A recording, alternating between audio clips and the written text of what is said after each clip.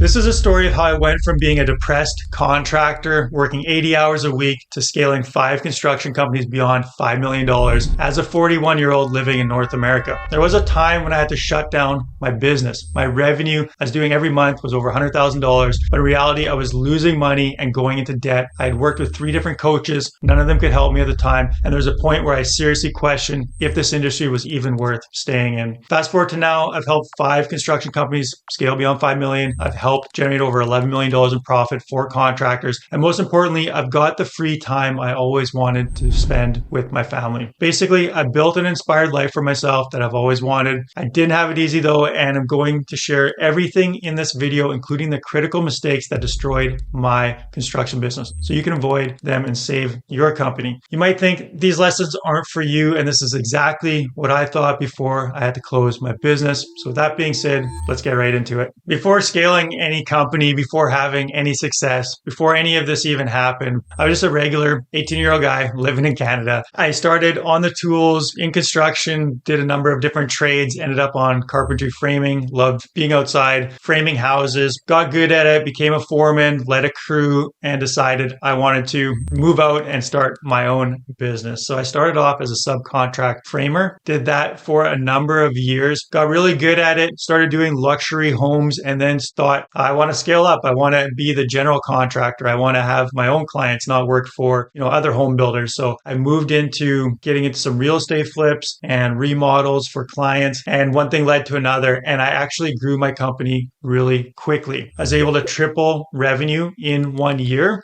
But the thing was, I was not focusing on a lot of key parts of my business. I didn't know what I didn't know. And this rapid growth actually led to my ultimate demise with that company. So first, how did I actually triple my revenue with my company? I actually put some time and effort into my marketing, and I worked like crazy and got some luxury projects, larger projects. My project size kept growing and building. That enabled me just to keep fueling the company, hiring more employees, growing and scaling. I thought I was winning, but in reality, I was failing. I just couldn't see it. And I was trapped in my business. Without me, it was like a house of cards and everything would collapse. What I never realized was my business was growing on paper, but it was actually just getting destroyed. Triple my revenue in 12 months, but I made some critical mistakes that destroyed my entire business. The biggest mistakes that I made was not understanding the financials of my business, not understanding what profitable actually was. I was not charging appropriately for all the project management, for all my time, for the pre-construction that was going into projects. And I didn't have a handle on my actual margins and what I should be charging. I thought I was always charging at, the higher end and I was making good money, but it became really evident very quickly that I was losing money and I was just taking on more debt to facilitate the growth of my company, which was a recipe for disaster. I'd also gotten involved with a lot of real estate investing. I was doing large projects, putting a lot of money that I had taken years to kind of accumulate and to turn that into flip projects and, rinse and repeat. But I just didn't have the wherewithal or the business knowledge or the acumen to have a good team around me as well. And one thing led to another. And as I mentioned, a house of cards that eventually fell apart. I knew the importance of getting outside help, of learning. I was constantly, reading books and improving my personal development. I hired 3 coaches throughout the time frame of that business. All of them were able to help me in some way, but a lot of it was kind of mindset. None of them had really specifically worked in construction. So they just didn't have that business knowledge specific for my company and what I needed. And there wasn't anything concrete besides just giving me advice, which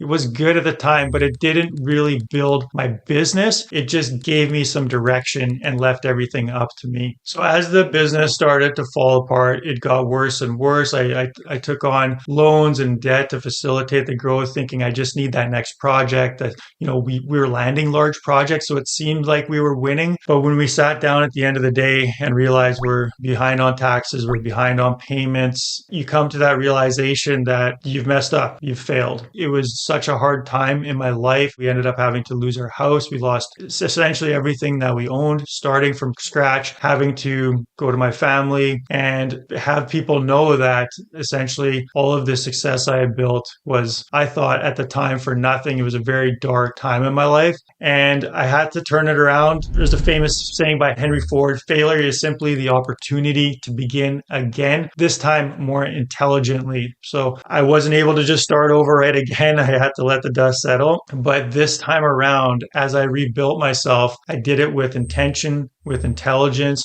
and with all of that experience and a lot of lessons learned of what not to do. After everything fell apart, I didn't let my vision die. I knew I still wanted to be a successful business owner, but I had to start somewhere. So I applied for construction companies. It's what I knew. Got hired on as a project manager in a very large construction company doing over $100 million in revenue per year. And I had built some systems in my business. I had started that. I understood the importance of it, but working in such a large company that had been fine-tuned over decades was an eye-opening experience as far as how their team structure is, how their systems operate, how refined and specific different parts of the business could be, and the real role of the owner and the general managers and all of the other personnel in a business was very eye-opening. I worked there for a while. I also worked for another contractor as a project manager, and they had amazing systems in their business. So through that experience and my own experience, plus all the trials and tribulations that I've been, I really honed in and realized I can build an amazing construction business, and I know all the systems. I know what not to do and what to do. I'd hired 3 coaches through my career, but none of them really had that inside knowledge because they were too kind of general, generic, and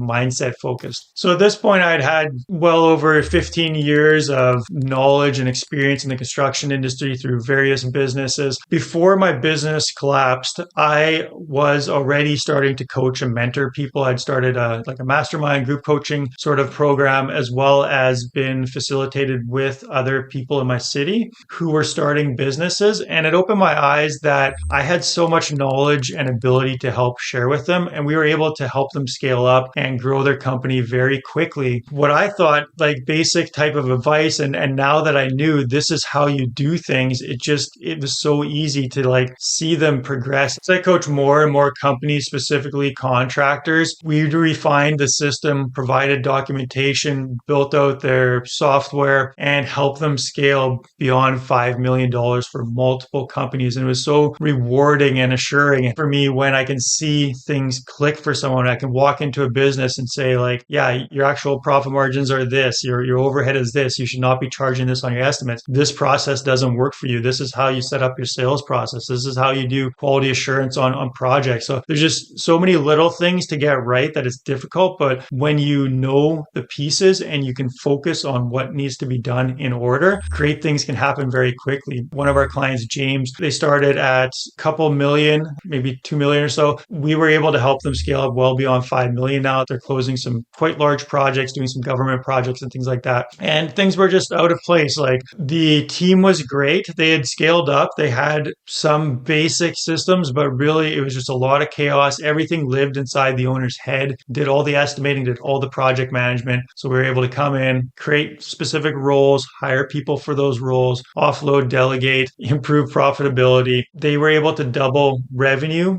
in 1.5 years and while also doubling their total profit, which is not an easy thing to do, but they were able to do that. And my other client, Rob, he came to us. He was in a bad spot. They had negative profitability, a lot of debt. It was one of those things where you look at it and you're like, I don't know if this business is going to survive. He's pulled through. He's put in a lot of hard work. We've helped him with his systems, with his pricing, with his profitability. He's now pulling out 12% profit margins on projects, and he's closed a number of new large home builds for this year, on his way to scale up to multiple millions of dollars in revenue, getting to that $5 million mark. And then another client of mine, Shevin, they had a reputable business that had been around for decades. They were doing a bunch of different types of construction projects, but typically new homes and kind of like track builds. They had good revenue, but again, they're just in business for so long that they didn't have any good systems. It was just sort of a reputation and the way they did things. We were able to come in within a 1-year time period.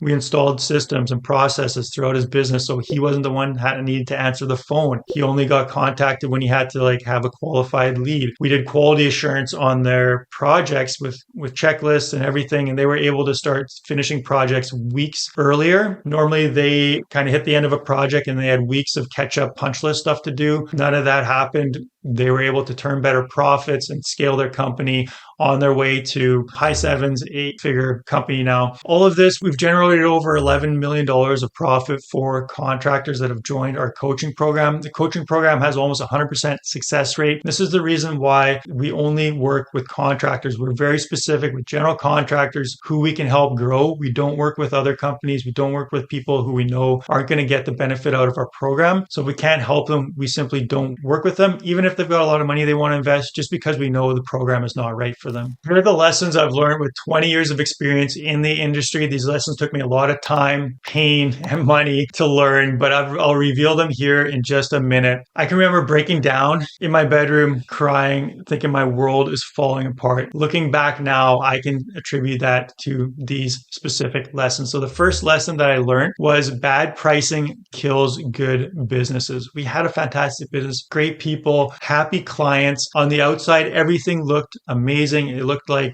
we were on track to build like one of the strongest building companies in our city. But my pricing was off. I'd grown too fast and I did not have the financial controls that I need. So looking back, it's not that we didn't have projects and we had marketing out. We did decent marketing, but it really wasn't in the place. We were always marketing and filling that capacity and doing work with too many different types of clients. We worked with investors, residential people, larger development companies and things like this. And we just took on projects, some government stuff too. We've taken all these different types of projects without really knowing the financials, and being specific about the margins is so important. You need to be able to look at your financials for the past quarter, for the past 12 months and know how profitable I am. My 5% margins, 10%, 20%. And how does that affect my estimating markup? The amount you put on top of your estimates, if you're marking up 20 or 25%, that is not 20 or 25% margin. That's like a 15, 17% margin. And if you've got 15% overhead, you're not making any profit at the end of the day. It's just the numbers don't add up. And I didn't know this at the time. I understand, obviously, the more I charge, the more profitable we are, but I was missing a lot of things in my estimates. So this is biggest lesson, biggest takeaway is know your pricing and do not take jobs that don't align with your company. Don't sell yourself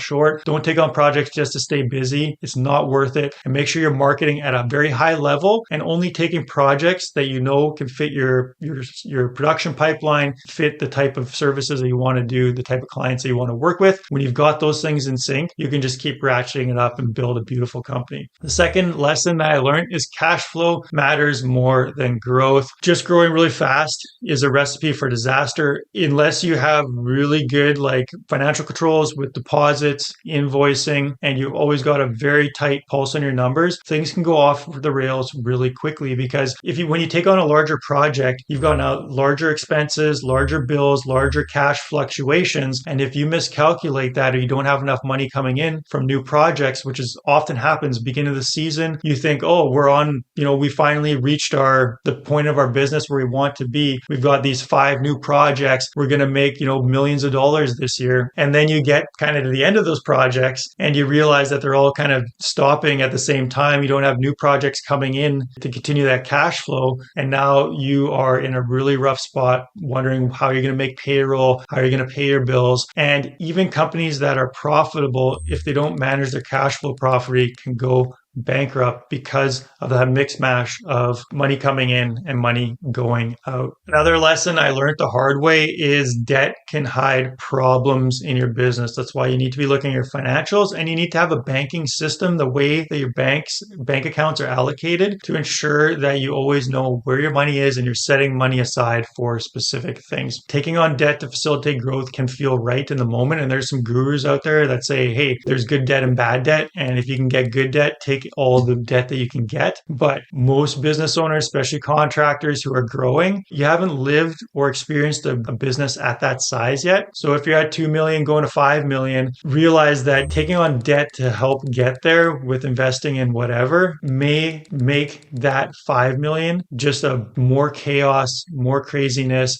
And you as a business owner aren't going to have the acumen or the experience, the skills to operate a business at the sky. So just just pushing your business up and taking on all the projects you can be that house of cards that ends up falling over. So be very careful with taking on debt. A good managed company that has good marketing, good reputation, you're pricing properly. You don't need debt to grow your business, and be very careful about taking on debt just because you have credit and the bank's going to offer it to you. Next lesson I had to learn the hard way is most coaches are going to teach you mindset, not execution. So they are going to tell you how to think about things. Maybe they'll give you a bit of specific advice from companies that they've had, but they don't really teach you how to execute and give you the assets you need in your company. That's the difference. When I started coaching with clients, we developed a suite of documentation. We have software that we provide. We give everything. Like, the idea is a business in a box, like a franchise type system where it's flexible, it's customized, it can work with any type of different general contractor, but you're given all of that when you start. So it's not just the coaching. The coaching is for the implementation, for the execution, for how to hire the right people, implement the right system. But the basis, the backbone, the foundation, the bedrock of your business is provided for you, and you build it, you create it, or you get us to do it for you. These coaches that I mentioned, I'm happy I did it. I overspent on probably some of them. I know I did on some of them. It's always helpful just for the accountability, but at the end of the day, it was the wrong choice because I should have gone with a coach that was specific for construction and specific for my business. So I'm sure they would have spotted things in my business that these other coaches missed. The last big lesson I'm going to share with you here is systems is the only way to remove stress and scale properly. You'll hear out there like counterculture, maybe. I don't even know if it's counterculture. I've been talking about systems before they were cool. There's people saying that, the system's not going to change it. You need, the people is the big thing. And yes, your business is built on people. Your mindset is important. When I mentioned mindset about those other coaches, it's not that that's not important, but at the end of the day, if you're going to scale a business, you can't do it without good systems, because good systems is what's going to enable you to hire the right people. Good systems is going to enable you to have an organization chart with roles that you can put people in with a training system to find the right person, train them properly, make sure that they're actually effective at their job, what to do if they're not, how to hold them accountable. All of that stuff is documented, and you've got the software, you've got the intel, you've got the training behind it so that they know how to be effective.